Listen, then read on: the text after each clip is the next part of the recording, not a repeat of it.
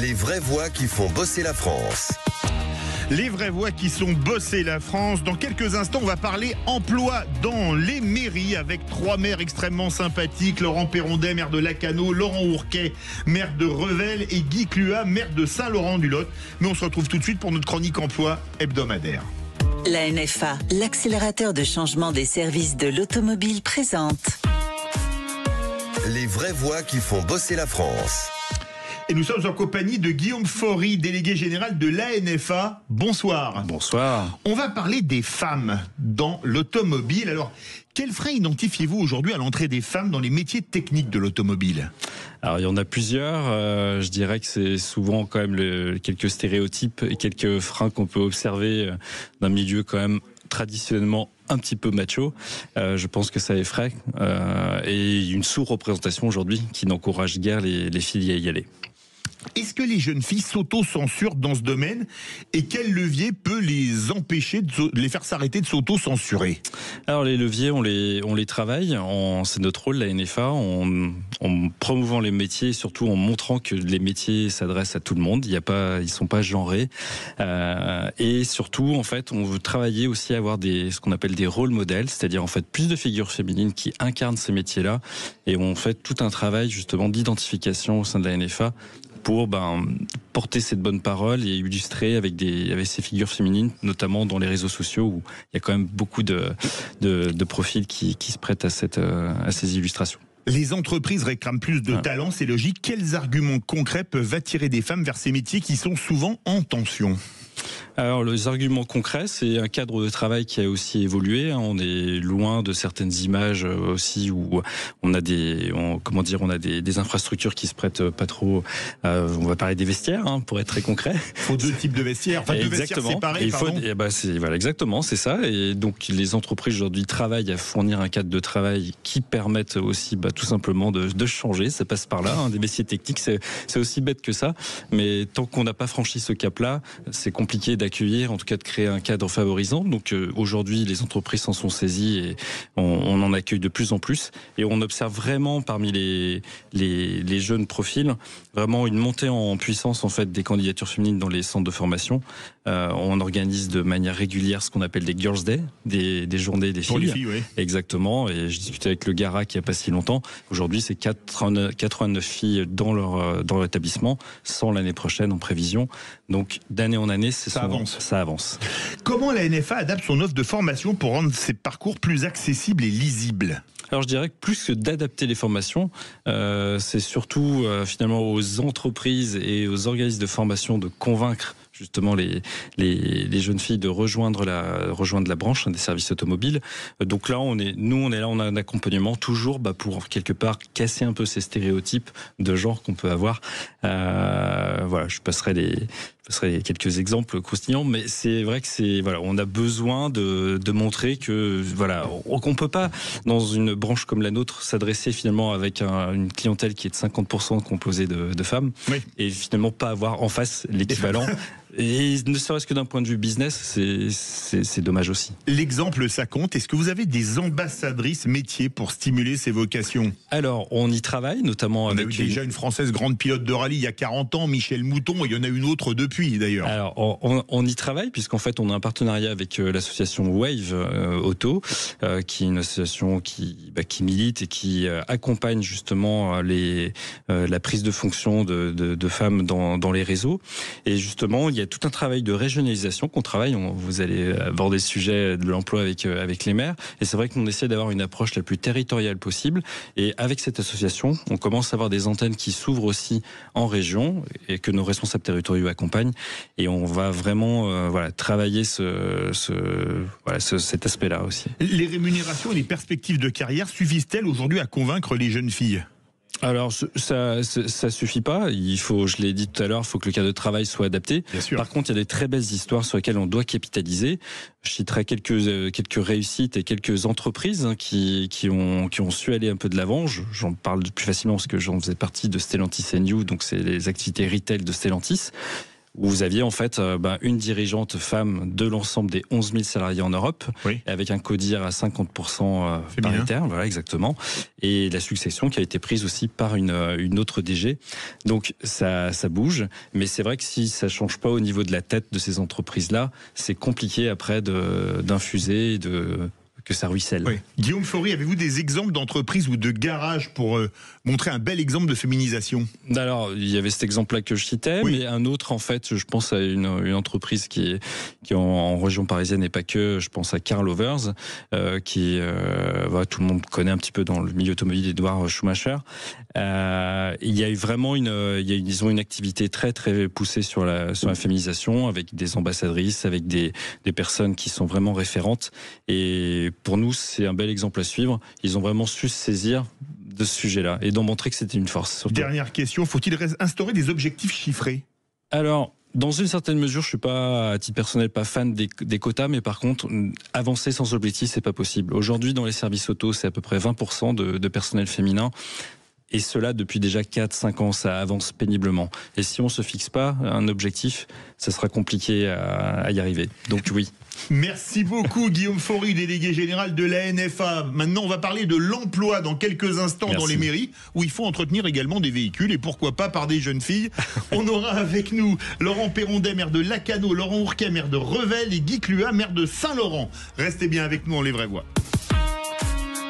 C'était Les Vraies Voix qui font bosser la France. Avec la NFA, l'accélérateur de changement des services de l'automobile. Les Vraies Voix qui font bosser la France.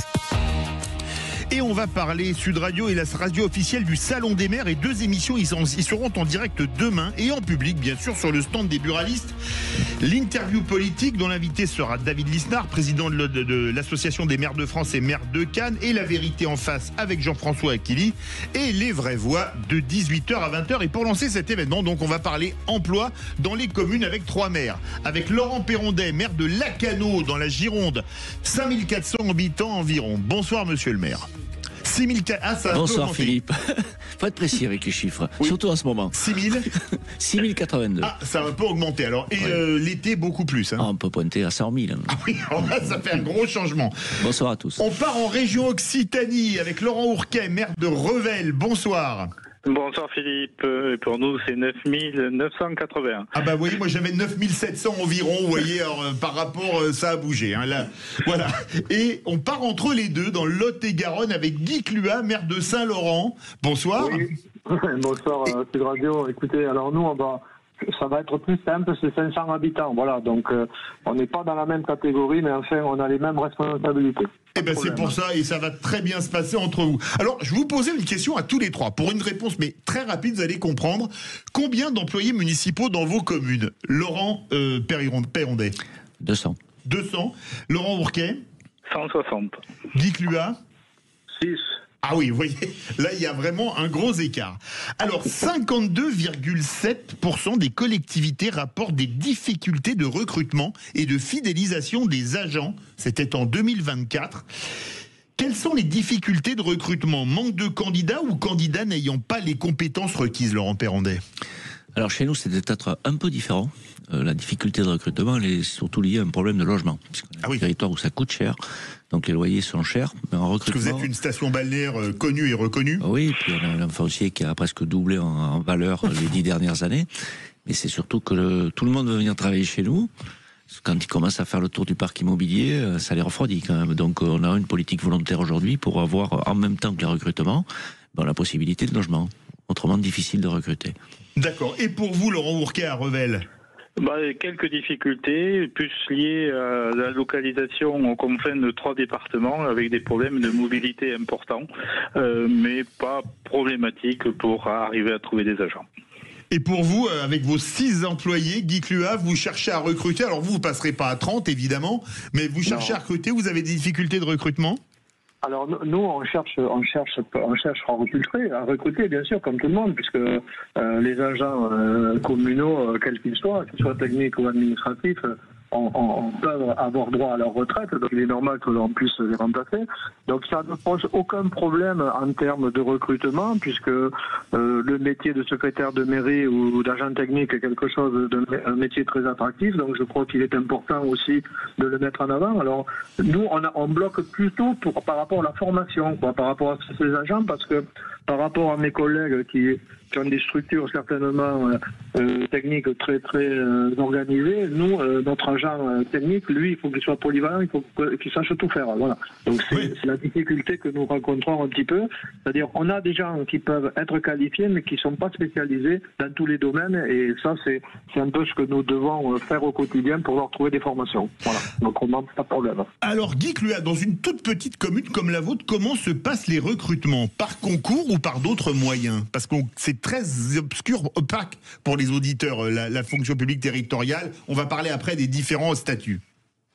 Oui, alors mais que ce soit à Saint-Laurent ou à Revel ou à Lacano, sur la côte hollandaise, c'est la même chose. Dans le recrutement, il se fait par rapport à une candidature qui est déposée au niveau du centre de gestion. Il y a ce qu'on appelle les emplois territoriaux, donc pour lesquels les titulaires ou des gens qui éventuellement ont un diplôme peuvent participer, et puis il y a une commission qui statue après pour sélectionner les candidats ou les candidates qui postulent soit un poste de secrétaire de mairie ou d'adjoint technique au niveau des services techniques. Bon, il n'y a pas plus transparent que cela. Alors ça peut être des concours, des gens qui ont obtenu un concours, mais ça peut être des gens qui sont qualifiés, qui n'ont pas le concours, donc ils peuvent être également recrutés. La seule différence, c'est qu'entre celui qui a un concours et celui qui n'a pas de concours, et finalement la titularisation possible ou plus éloignée par rapport au poste par rapport à l'emploi. Laurent Ourquet, maire de Revel. Oui, je confirme que c'est la même chose. Bon, on a peut-être plus de facilité à avoir des recrutements plus directs sans passer par les centres de gestion. Et pareillement, on ouvre les postes à la fois à des agents titulaires de la fonction publique ou à des contractuels si on a des profils qu'on ne trouve pas dans la fonction publique. Laurent Perrondet. Oui, aujourd'hui, on est un peu plus prudent. Alors, on multiplie bien sûr les entretiens pour embaucher. Vous embauchez, vous aussi? Oui, bien sûr, il y a quand même un peu de turnover. Donc, il ne faut pas se tromper sur les postes, parce que quand on titularise derrière... il y a la sécurité de l'emploi. Voilà, il y a la sécurité de l'emploi. Donc, on est amené, oui, sur des premiers contrats, à être sur des contractuels, au moins pendant 2 ans avant de titulariser nos agents, mais les entretiens sont importants aussi.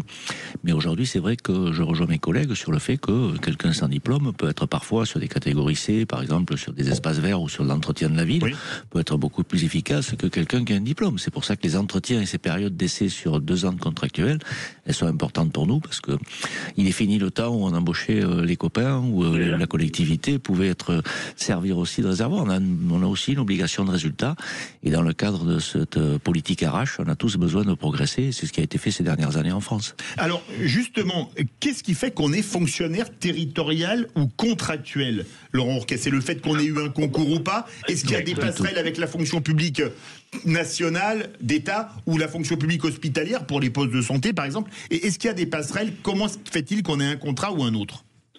C'est ce que vous l'avez dit, c'est le fait d'avoir un concours et d'être fonctionnaire, et en fonction des catégories A, B ou C, on se retrouve fonctionnaire, après des échelons, etc., etc. Donc oui, il y a toujours des passerelles, comme le disait mon collègue de Lacano, parfois on va chercher avec du contractuel, et on a même certaines fois des agents d'autres collectivités qui se prennent en disponibilité pour répondre à une offre d'emploi qu'on pourrait avoir dans notre collectivité.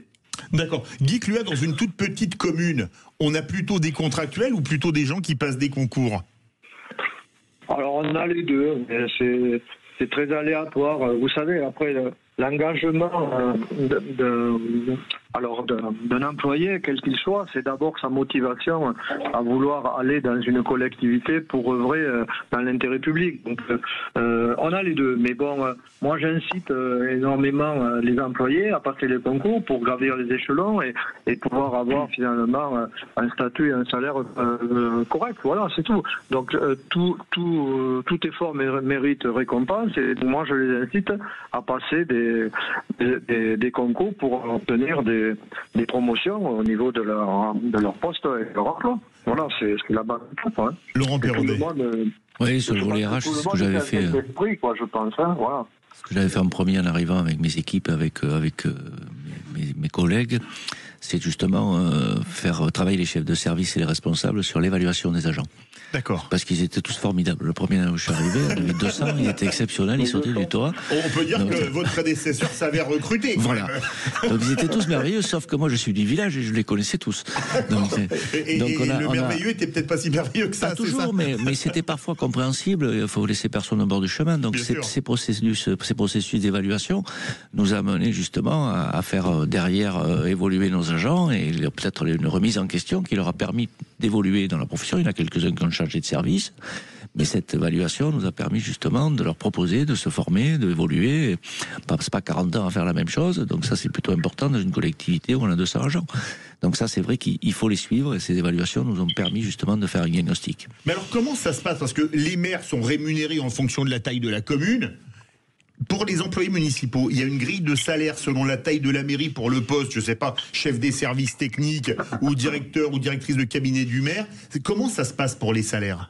Alors, les salaires, c'est simple, il y a les grilles de la fonction publique. Aujourd'hui, on est un peu plus libre. C'est en fonction de la taille de la mairie? Oui, mais alors, non, c'est pas en fonction de la taille de la mairie. Contrairement à la rémunération des élus, sur un poste de DGS, si vous êtes classifié sur une commune comme la nôtre, 80 000 habitants, là, vous avez droit à des administrateurs, donc on peut pas embaucher n'importe qui sur ces postes-là.